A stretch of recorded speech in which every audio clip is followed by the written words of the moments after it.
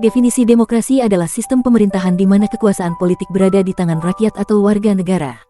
Dalam demokrasi, keputusan politik dibuat melalui proses yang adil, terbuka, dan partisipatif, dengan menghormati hak asasi manusia, kebebasan berpendapat, dan kebebasan berserikat. Prinsip utama demokrasi adalah kedaulatan rakyat, di mana keputusan yang mempengaruhi masyarakat diambil melalui pemilihan umum atau mekanisme partisipatif lainnya. Sejarah demokrasi di Indonesia. Indonesia merupakan negara dengan sistem demokrasi yang relatif muda. 1. Periode kolonial awal abad ke-20. Pada masa penjajahan Belanda, Indonesia belum memiliki sistem demokrasi modern. Terdapat gerakan-gerakan nasionalis yang menuntut kemerdekaan politik. 2. Pergerakan nasional awal hingga pertengahan abad ke-20. Pada tahun 1928, Indonesia mengadopsi Sumpah Pemuda yang menganut semboyan, satu nusa, satu bangsa, dan satu bahasa.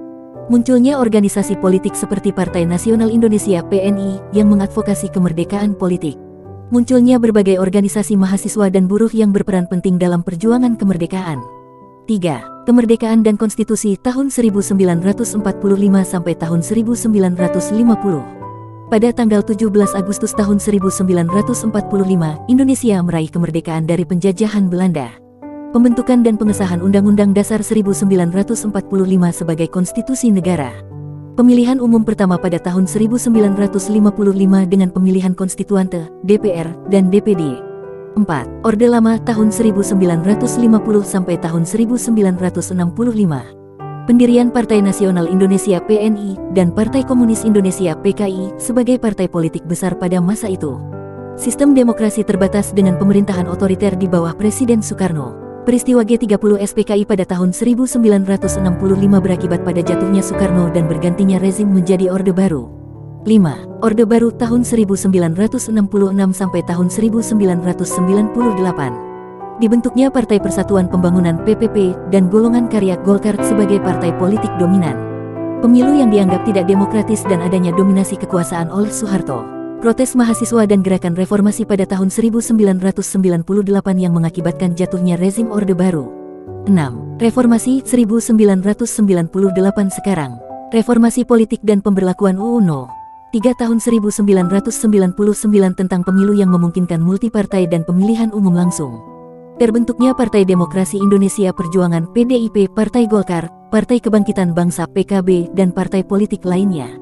Pemilihan umum presiden langsung pertama pada tahun 2004 dan pemilu-pemilu berikutnya. Pembentukan Komisi Pemilihan Umum (KPU) dan Badan Pengawas Pemilu (Bawaslu) sebagai lembaga independen pengawas pemilu.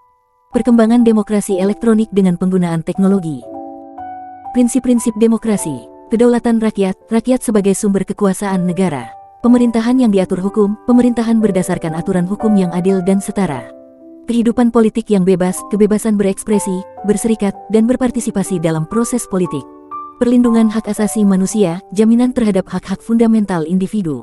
Partisipasi aktif masyarakat, keterlibatan rakyat dalam pengambilan keputusan politik.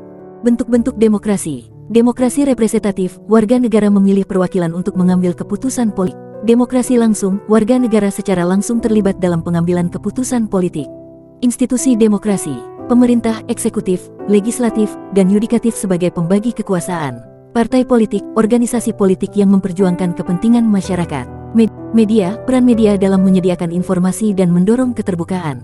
Organisasi masyarakat sipil, peran LSM, kelompok advokasi, dan organisasi nirlaba dalam memperkuat demokrasi. Tantangan demokrasi, korupsi dan kejahatan politik, ancaman terhadap integritas sistem demokrasi. Ketimpangan ekonomi dan sosial, dampak negatif ketidakadilan dalam masyarakat. Ekstremisme politik, ancaman terhadap toleransi, pluralisme, dan perdamaian. Partisipasi masyarakat yang rendah, rendahnya tingkat partisipasi dalam pemilihan dan proses politik. Manipulasi media dan disinformasi, penyebaran informasi yang salah atau manipulatif. Peran masyarakat dalam demokrasi, hak dan tanggung jawab warga negara, mengetahui hak-hak dan kewajiban sebagai warga negara yang aktif. Partisipasi dalam pemilihan umum, menggunakan hak suara dalam pemilihan politik. Kebebasan berserikat dan berpendapat, mengemukakan pendapat dan mengorganisir diri dalam kelompok-kelompok. Memperjuangkan kepentingan masyarakat melalui aksi kolektif, advokasi, dan gerakan sosial. Demokrasi di era digital. Pengaruh teknologi terhadap demokrasi, peran media sosial dan teknologi dalam pengorganisasian dan komunikasi politik.